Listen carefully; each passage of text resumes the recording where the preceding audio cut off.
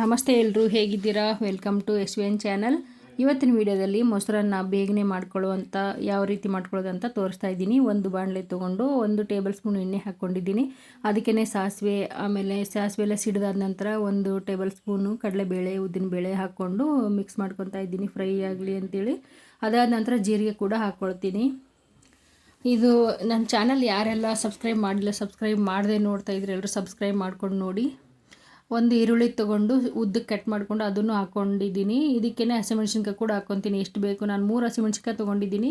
ನೀವು ಕ್ವಾಂಟಿಟಿನ ಎಷ್ಟು ಮಾಡ್ತೀರಾ ಅದಕ್ಕೆ ಬೇಕಾಗುವಷ್ಟನ್ನು ತೊಗೊಳ್ಳಿ ಸಾಮಗ್ರಿ ಎಲ್ಲನೂ.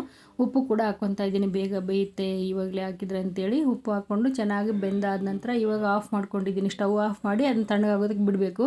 ಈ 4 ಎಸಳು ಬೆಳ್ಳುಳ್ಳಿ ತೊಗೊಂಡ್ಬಿಟ್ಟು ಕ್ರಷ್ ಮಾಡ್ಕೊತಾ ಇದ್ದೀನಿ. ಇದನ್ನು ಒಗ್ಗರಣೆಗೆ ಹಾಕಲ್ಲ, ಡೈರೆಕ್ಟಾಗಿ ರೈಸಿಗೆ ಹಾಕ್ತೀನಿ.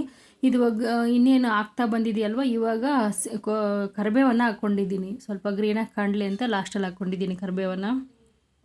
ಮೊಸರು ತೊಗೊಂಡು ಅದನ್ನು ಚೆನ್ನಾಗಿ ಮಿಕ್ಸ್ ಮಾಡ್ಕೊಂಡಿದ್ದೀನಿ, ಗಂಟು ಇಲ್ಲದೆ ಇರೋ ರೀತಿ. ಇವಾಗ ಇದು ತಣ್ಣಗಾಗಿದೆ. ಇದಕ್ಕೆ ಮೆತ್ತಗಾಗಿ ಸ್ವಲ್ಪ ಸಾಫ್ಟಾಗಿ ಮಾಡ್ಕೊಂಡಿದ್ದೀನಿ ರೈಸು.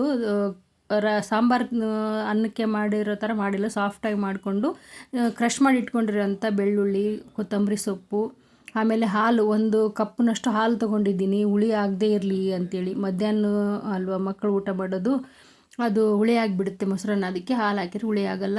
ಮತ್ತು ಮಿಕ್ಸ್ ಮಾಡಿ ಇಟ್ಕೊಂಡಿರೋಂಥ ಮೊಸರು, ಆಮೇಲೆ ಪೊಮೊಗ್ರೆನೇಟ್ ದಾಳಿಂಬೆ ಹಣ್ಣನ್ನು ಕೂಡ ಹಾಕ್ಕೊಂಡಿದ್ದೀನಿ, 1 ಅರ್ಧ ಕಪ್ಪಷ್ಟು. ಎಲ್ಲನೂ ಹಾಕಿ ಚೆನ್ನಾಗಿ ಮಿಕ್ಸ್ ಮಾಡಿಕೊಂಡ್ರೆ ರೆಡಿ ಆಯಿತು ಮೊಸರನ್ನ. ನೀವು ಮಾಡಿ ಹೇಗಿತ್ತು ಅಂತ ತಿಳಿಸಿ ಕಮೆಂಟ್ ಮೂಲಕ. ಎಲ್ರಿಗೂ ತುಂಬ ಥ್ಯಾಂಕ್ಸ್. ವಿಡಿಯೋ